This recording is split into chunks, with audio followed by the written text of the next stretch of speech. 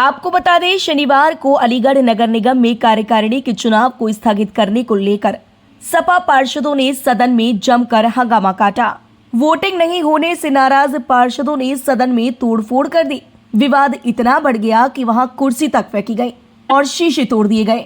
वहीं इस हंगामे को लेकर बीजेपी के पार्षदों ने चुनाव की तैयारी पूरी नहीं होने को लेकर कार्यकारिणी के चुनाव को स्थगित करने की बात कही, तो सपा पार्षदों ने बीजेपी की हार को देखते हुए कार्यकारिणी चुनाव को स्थगित करने का आरोप लगाया।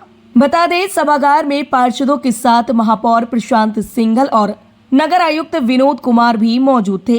हंगामा बढ़ता देख महापौर और नगर आयुक्त ने चुपचाप वहां से चले जाना ही मुनासिब समझा और सभागार से निकल गए।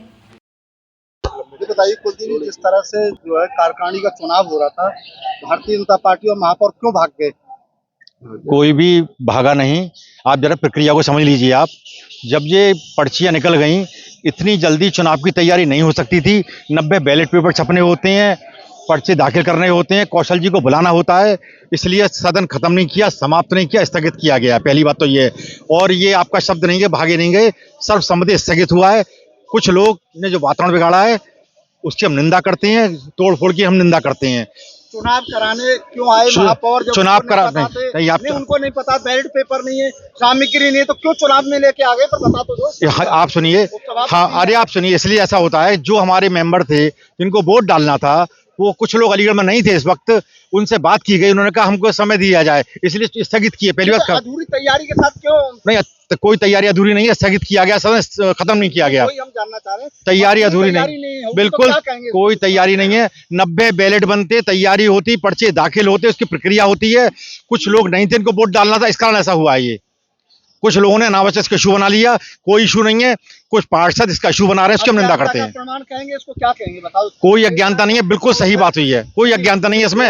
हम सबसे महापौर जी के पूरी तैयारी नहीं थी, आप सुनिए, महापौर जी के साथ बहुमत से निर्णय हुआ है, सदन बहुमत में था, 50 भाजपा के पार्षद हैं, ये निर्णय बहुमत का है, अकेले महापौर जी का निर्णय नहीं है ये। अब तोड़फोड़ हुई है अंदर, जिन्होंने तोड़फोड़ की है उनके खिलाफ कार्रवाई होंगी, भरपाई ली जाएगी उनसे, उनके खिलाफ कार्रवाई होगी, बिल्कुल वसूला जाएगा, बिल्कुल।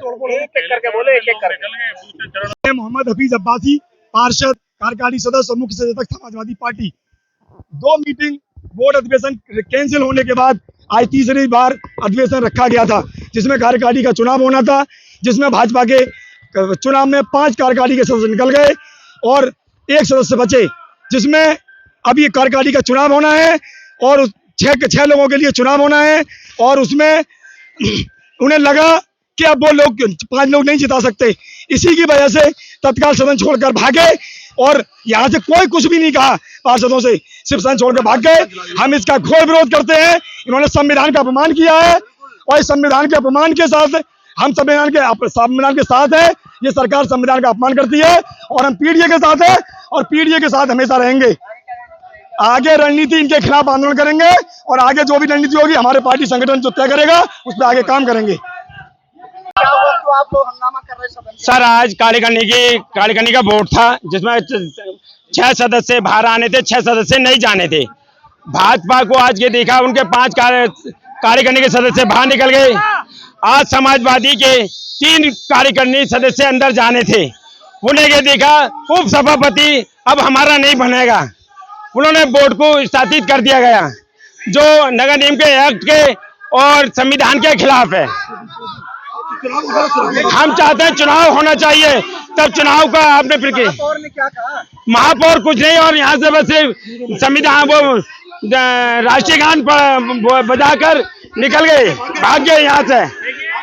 हमारा सिर्फ एक ही मांग है, ये भीमराव अंबेडकर जी बाबा साहब का संविधान को कुचलने की भाजपा सरकार की नीति है,